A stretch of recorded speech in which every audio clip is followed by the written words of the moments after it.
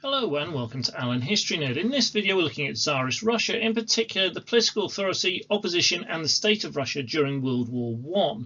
This is part of our series on Tsarist and Communist Russia, going through from 1855 to 1963. Make sure you've subscribed to the channel so you get and turned on notifications so you get updates as we add more and more videos as we aim to cover the entire specification. This video in particular is going to look at political authority, opposition and the state of Russia in wartime. So we're looking at Russia as it fights World War I. We're looking at the political problems and issues that the Tsar and his regime face and some of the mistakes that he makes. We're going to look at the economic and social problems that Russia faced as a result of the war.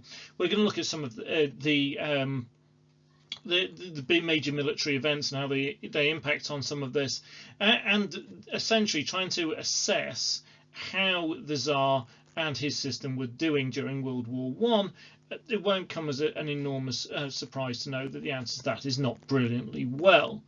And we're not going to deal with this. We're not going to deal with the revolutions of 1917. I'm going to do that in some separate videos. So first of all, the political impact.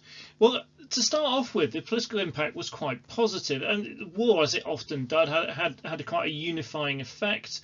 Initially within Russia, there was a wave of patriotism and patriotic feeling, then returns to support for the Tsar and the Tsarist system. The Duma immediately voted in favour of war credits to finance the war effort, and essentially wasn't going to get in the Tsar's way. The capital city was renamed Petrograd, which is far more Slavic sounding other than the original Germanic sounding St. Petersburg. However, this kind of honeymoon at the beginning of the war didn't last very long. It's not after a huge length of time political opposition started to grow. The Tsar had taken or insisted on taking complete military control of the war effort. He was determined to maintain his autocracy. Now, most of Russia, including Western Russia, including Poland, Finland, the Baltic states, was put under military rule.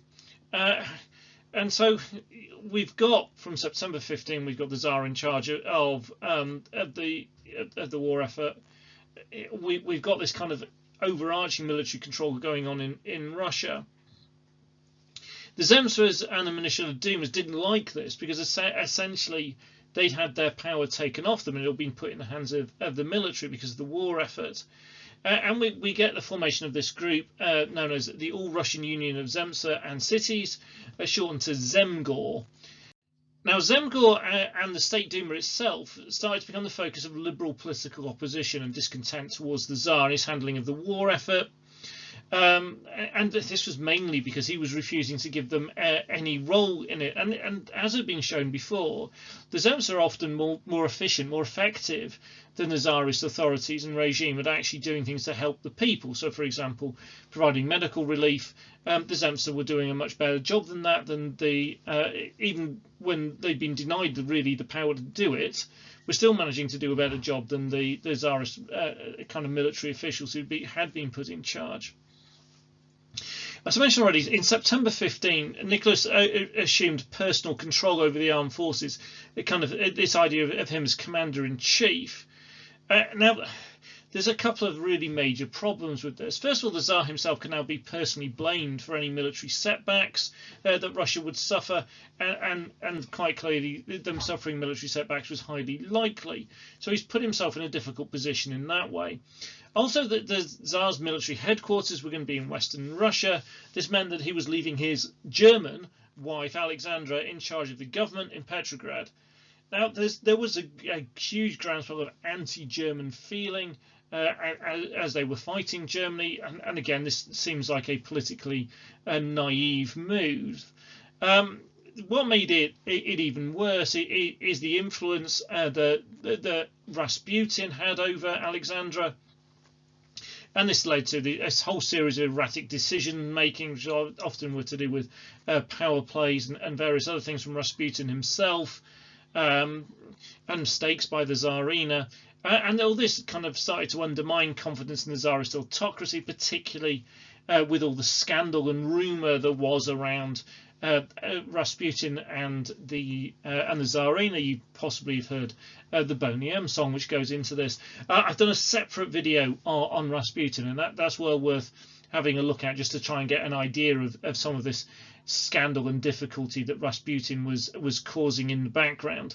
And it really did damage the standing of the Tsarist regime, not only with those who opposed it already, but actually with a number of people who had previously remained loyal, including large numbers of the nobility, who in seeing essentially the Tsarist the Tsarina and the Tsar turning their backs on them and turning to this kind of immoral monk, Rasputin, it really did damage the Tsarist regime in its final years.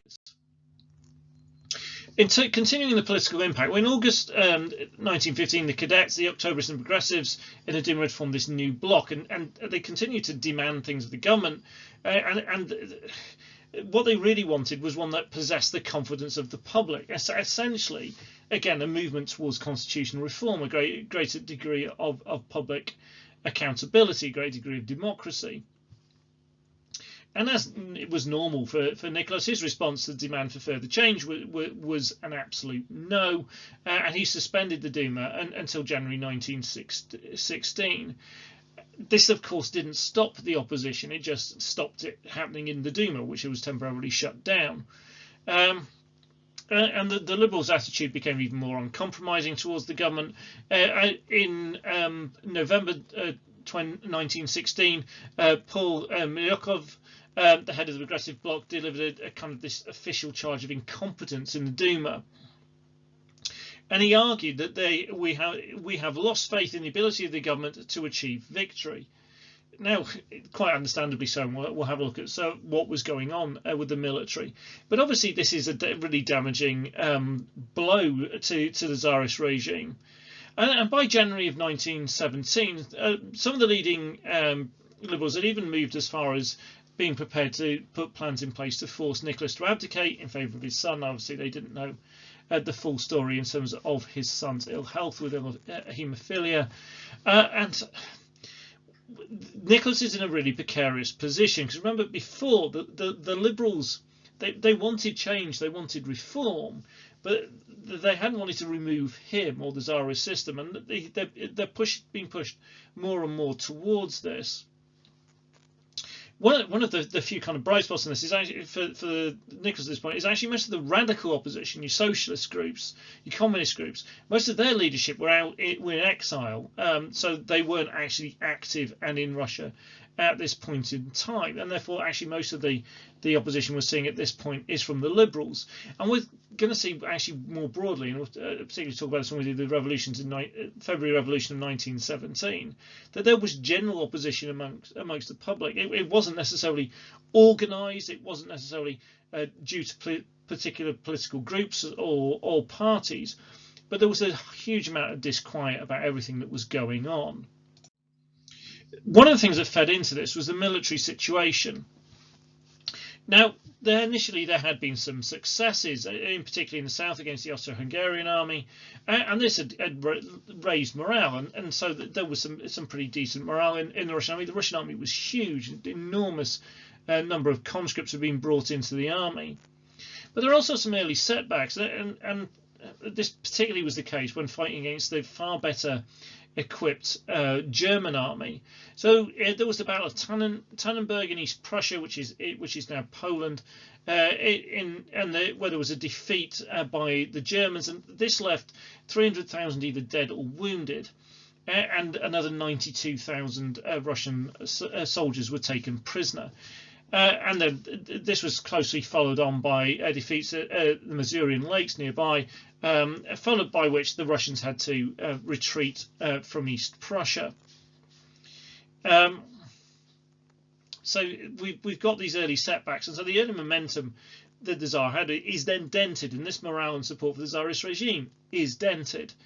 So when I say this was huge, I mean 15 million conscript army is gigantic. Now the problem is they conscripted all these men, but they couldn't actually equip them. There was a serious lack of weapons, and I have to talk about the fact that there was 2 rifles for every 3 soldiers. There was a limited number of shells, so that they had the big mortar guns, but they couldn't actually fire very often. They also lacked warm clothes, properly fitting uniforms, waterproof boots. So life as a Russian soldier was pretty miserable and dangerous, and the fact that you were relying on having equipment on some of your comrades being shot really did mean that the army was in a pretty poor state. There was an improvement to a degree with the position in terms of equipment in 1916, and there was the Brusilov offensive. It was an attempt to push Germany out of Ukraine and break the Austro-Hungarian lines as well.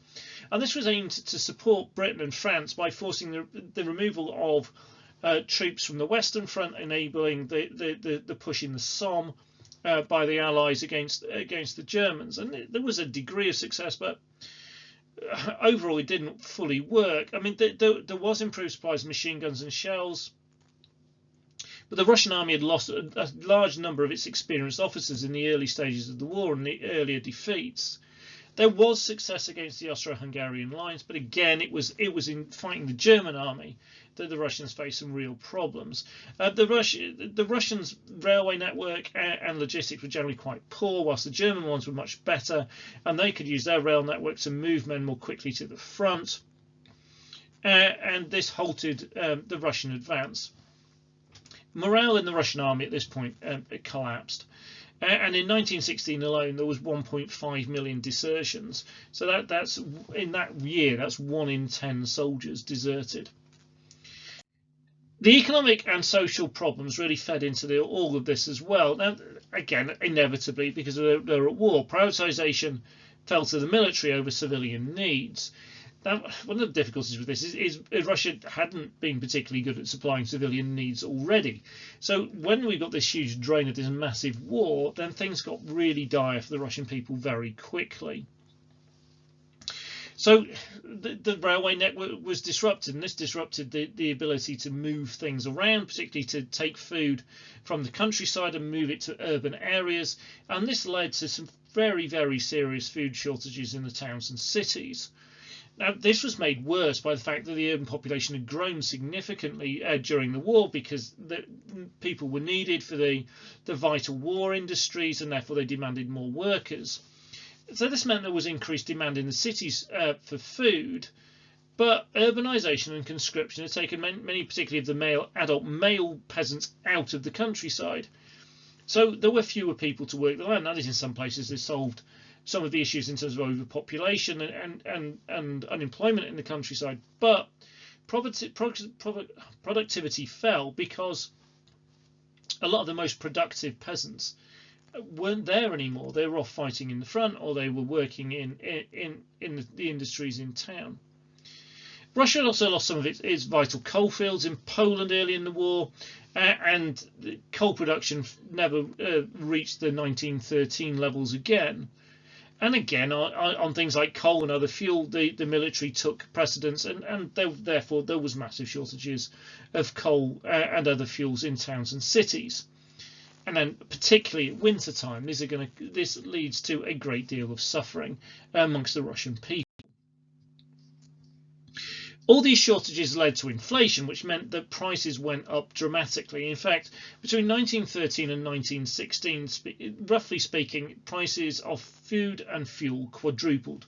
So they're 4 times bigger. Now, wages in that time doubled, but doubled is a long way off quadrupled. Therefore, workers are worse off. They're working just as hard, if not harder, but they are worse off because they can't buy as much stuff. And also the incentives for peasants to grow and sell more, to earn cash, was kind of eaten away by this, because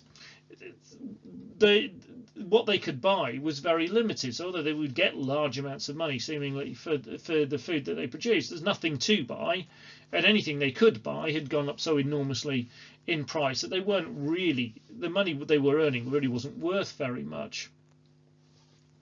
The situation in the towns and the cities was made even worse by an influx of refugees, particularly into Petrograd and Moscow.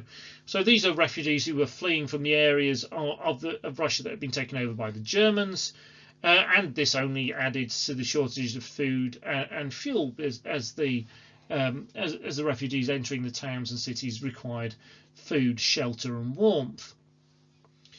Now, millions of Russians were directly affected by the fighting in the war. By the end of the hostilities, over 15 million Russians had seen military service. 1.6 million had died by early 1917, 3.9 million wounded, 2.4 million taken prisoner.